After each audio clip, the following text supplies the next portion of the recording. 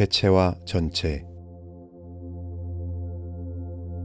개체와 단체란 말은 자연주의적 입장에서 말하는 것이겠고, 개인주의와 전체주의란 말은 인간적인 입장에서 하는 말일 것입니다.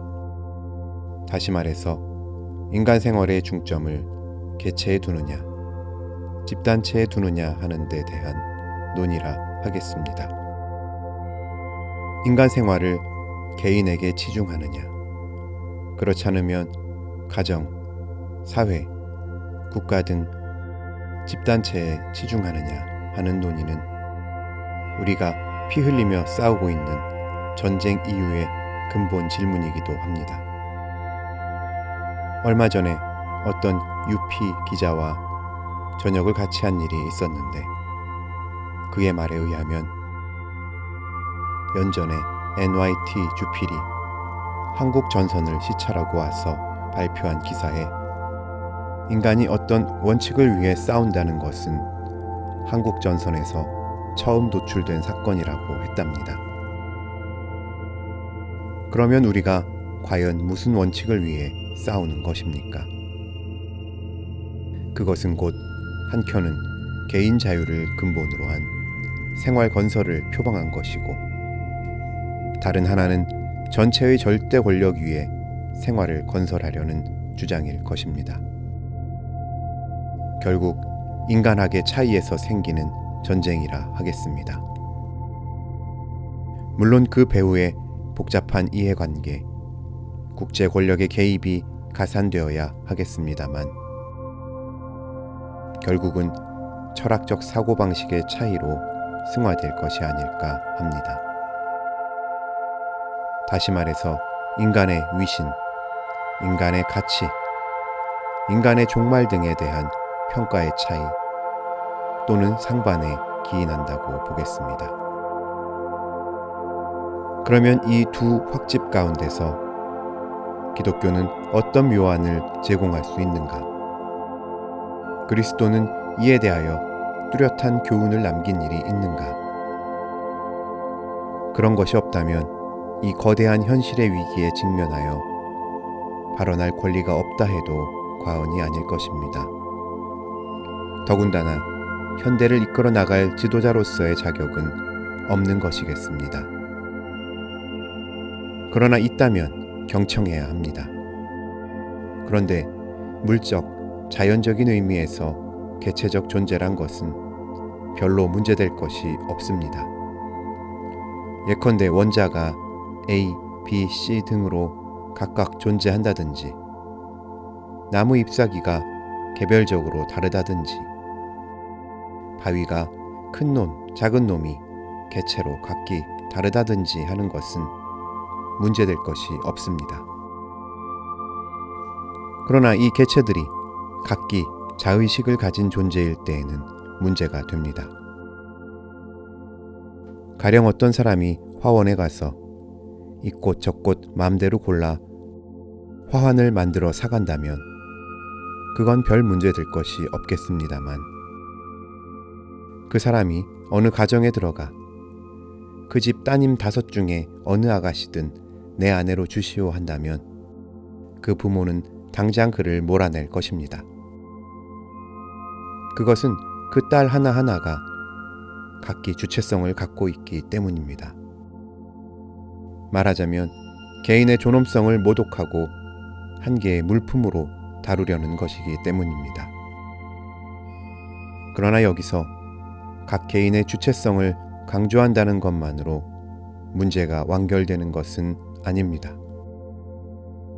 그 주체성이란 것은 각 개인의 자아성이 인정됐다는 것뿐이고, 그 발전 노정이나 그 종착점 등은 결정된 것이 아니기 때문입니다. 이 주체성을 그 출발과 진행 과정에서 제멋대로 방치한다면 이기주의, 성경에서 말하는 정욕 중심의 인간으로 될 것이 분명합니다. 그러면 각 개인의 주체성이 고귀한 근거가 어디 있습니까? 그것은 이성적이기 때문은 아닙니다. 이성이란 것은 일반적인 것이어서 일반화한 것이고 개성화한 것은 아닙니다. 주체성은 자유와 책임을 근거로 한 것입니다. 자유하는 인간인 때에만 내가 나라는 의식을 명백하게 느낄 수 있습니다. 그리고 그에 따르는 것은 책임입니다. 내가 책임을 지고 내 자유를 행사하는 경우에만 그 자유가 고귀한 것으로 인식됩니다. 아이는 다우와의 관계에서 발견된다는 것이 이런 의미에서 주장된 것이라 하겠습니다. 이 자유와 책임과의 관계에 있어서 하느님을 제외한 인간들만의 자유인 경우에는 자기가 모든 사위의 척도가 되기 때문에 자유도 자기 안에서의 자유로 됩니다. 자기에게 좋은 대로의 자유입니다. 따라서 이기적인 자유, 자기 권력을 위한 자유로 됩니다. 인간 중심적 세속 사회에서의 자유란 것도 밑바닥에 눌려 사는 대중들의 자유는 아니지 않느냐 합니다. 그러나 공산주의자 자신들도 공산 독재자의 자유를 위한 제물임에는 틀림없겠습니다. 그리고 개인 중심의 세속 사회에서의 책임이란 것은 자기가 자기에 대하여 책임진다는 것이어서 자기가 자기 편할 대로 용서하면 그 책임감은 소멸되는 것입니다. 그러므로 책임이란 것도 사회의 습성과 개인의 가치관에 따라 존립 또는 소멸되는 것이어서 그리 엄숙한 지상명령이랄 수 없게 됩니다. 다음에 오는 것은 가치 혼란 또는 가치 도착일 것이고 그 다음 단계는 허무와 절망일 것입니다. 이제 우리는 그리스도의 말씀으로 돌아가 봅시다. 하느님은 우리를 하나하나 이름으로 부르십니다. 넘버를 붙여 물품 취급을 하지는 않으십니다. 아담이 범죄했을 때 아담아 내가 어디 있느냐 하고 불렀습니다. 다윗 왕이 범죄했을 때 예언자 나단을 시켜 책망하고 다윗아 내가 곧 그 사람이다 했습니다. 사울이 그리스도교 신자를 학살하려고 다메섹으로 갈 때 부활 승천하신 그리스도가 나타나 사울아 사울아 내가 왜 나를 핍박하느냐 하고 말씀하셨습니다. 최후 심판 때에도 우리는 하나하나 심판대 앞에서 그 행한 일을 직고할 것입니다. 하느님 앞에서의 우리 개인은 온 천하를 주고도 바꿀 수 없는 주체적 존재인 것입니다. 개인 자유는 존엄합니다. 키에르케고르는 말했습니다. 모든 사회적인 협동체 생활이 정주되더라도 최후의 나는 나 하나로 남을 것이다. 여기서 나는 절대 영원 밑바닥 없는 심연의 고독으로 있을 것이다. 크리스찬 친교란 것도 도움이 안 될 것이다. 여기 내가 있다. 온전히 혼자서 하느님 앞에 서 있다. 면대하여 혼자서 서 있다. 나 자신이 믿어야 하고 나 자신이 하느님의 부르심에 대답해야 한다. 교회도 법왕도 성경도 나를 대신하여 내 책임을 져주지는 못한다. 이 무서운 책임, 이 무서운 고독, 이 심각한 독립성. 이렇게 그는 몸부림쳤습니다. 우리는 지금 가족에 엉키고 사업에 분주하고 나라에 징집되어 엄벙덤벙 딴 생각 없이 지냅니다.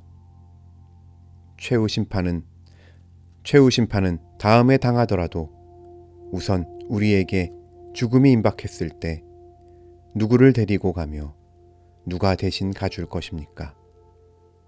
단 혼자서 갈 것만은 틀림없습니다. 사회적 책임이란 것도 그렇습니다. 사회는 개체 완성의 최후 거점이 아닙니다.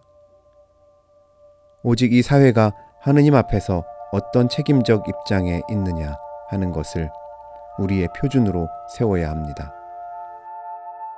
그러므로 사회나 국가는 하느님 말씀으로 비판받아야 합니다. 그리고 겸손하게 시정해야 합니다. 우리 개체로서의 인간이 참으로 개체로 완성하려면 하느님 앞에서 자기를 발견해야 합니다. 하느님이 너 하고 부르실 때 그의 앞에 선 자기는 옛날 이사야와 마찬가지로 화로다. 내가 입술이 더러운 자로서 입술이 더러운 사람들 가운데 있으면서 거룩한 하느님을 뵙다니 이제 나는 죽을 수밖에 없구나 하게 될 것입니다. 이것이 나의 참 모습입니다. 그때 하느님의 사랑이 그리스도와 성령을 통하여 나를 부르십니다. 누구야? 내 죄가 사하여졌다. 내가 너를 세상에 보낸다. 내 사신을 전해라. 내 나라를 세우는 건국 사업에 나가라. 이 말씀에 아멘 하면 하느님이 내 아들딸이라는 명분을 주십니다. 그리고 내 백성이라고 택하여 세웁니다. 죽음의 권세가 이기지 못합니다. 영원한 생명이 우리 영에 맥박칩니다. 내가 오늘 나와 함께 낙원에 있으리라 하십니다. 내가 이 세상에서 내 힘으로 너 자신의 완성을 기대할 수는 없다. 너는 이 짧은 일생에서 파산된 인격의 소유자다. 다시 내게로 오라. 내가 너를 편히 쉬게 하리라 하십니다. 내게로 오라. 내가 완전함 같이 너도 완전하게 되리라 하십니다. 내 있는 그대로 오라. 내가 너를 맞는다. 이것이 복음입니다. 이 물 없는 사막을 걷는 외로운 인생, 그림자만이 따르는 방랑 인생에게 하느님만이 여러분과 나의 소망이요 그리스도만이 여러분과 나의 중보자십니다.